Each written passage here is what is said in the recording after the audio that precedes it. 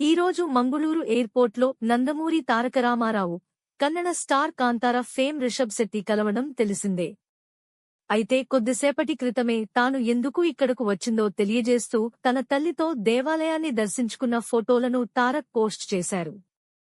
ఉడిపి శ్రీకృష్ణ మఠం, కుందాపూర్ను సందర్శించడం ద్వారా mass man of mass Tarak తన తల్లి శాలిని భాస్కరరావు చిరకాల స్వప్నాన్ని నెరవేర్చాడు అని సోషల్ మీడియాలో ఆయన ప్రతినిధి పోస్ట్ చేశారు. తన కుటుంబం, స్నేహితులతో అక్కడ ఉన్నందుకు అతను తన ఆనందాన్ని వ్యక్తం చేశాడు. తారక్ తో పాటు రిషబ్ శెట్టి కూడా దేవాలయంలో ఉన్నారు. ఆయన ఆధ్వర్యంలో దర్శనం జరిగినట్లు తెలుస్తోంది.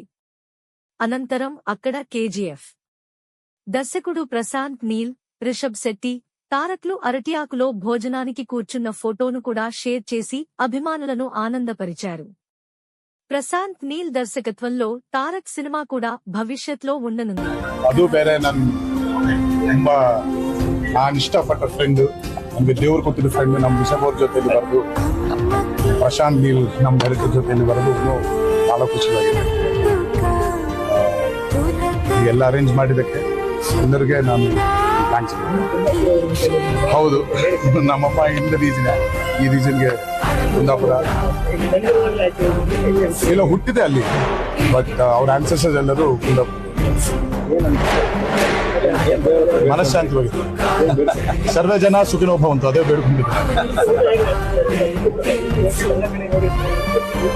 ನನ್ನ ಮನೇಲಿ ಊಟ ಮಾಡಿದ್ರೆ ಉಡುಪಿ ಊಟ, ಸೊ ಈ ತರ ಊಟನೇ ನಾನು ಊಟ ಮಾಡೋದು.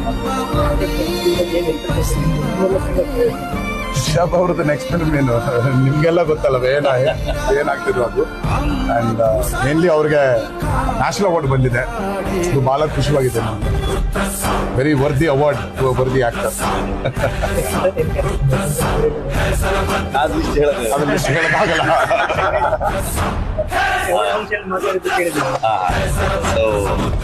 ಯಾವತ್ತೂ ಒಂದು ಅಣ್ಣ ತಮ್ಮಂದ್ರು